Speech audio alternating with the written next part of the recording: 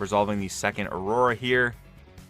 And we took a look at the deck list yesterday, which is how few units our Aurora player plays. So you're only hitting gas, you're only hitting bombs. Like, there's no first mates, there's no Clockwork Keepers, there's no Stalwart Poros.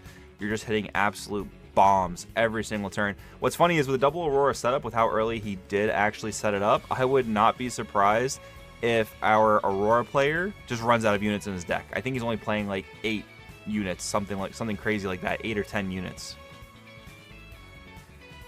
So now this is the point where our mid-range E player has to play some sort of catch-up. Although I just don't even know if his deck is capable of doing it. We do see a seemingly big play coming out here. The White Flame Protector buffing up the Clockwork Keeper to a might of 10. Oh, actually he's going to buff himself. Fascinating. Okay, we're going to go into the first mate combo here. So that should be enough to clear the Mountain Drake.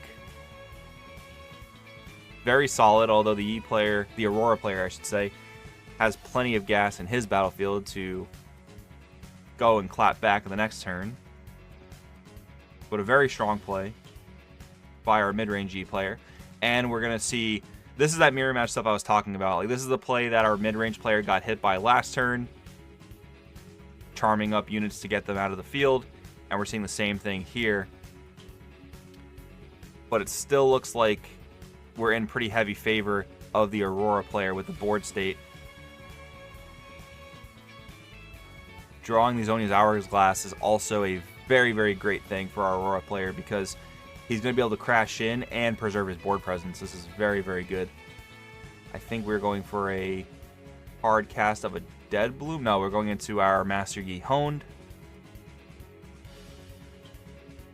You can see how much brain power this Aurora player is using to try to make sure he does this properly. I mean, this is the finals on the line we're talking about, so no room for error here.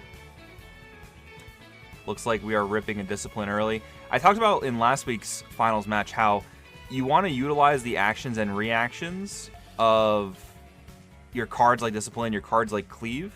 But I think in this case, we see how hard the Aurora player is thinking, and I think just using the Discipline before anything else is helping him kind of map through his turn, but also the fact that Discipline has a draw ability. He might be looking for a specific card before making the decision to move into a battlefield. So that's one of the reasons why you might want to rip a Discipline earlier rather than waiting for combat, because you do get the draw, which can be super relevant. And we see that the Zhonya's Hourglass was hidden in the Dead Bloom Predator battlefield, which it looked like he kind of revealed it to his opponent, which I'm not sure if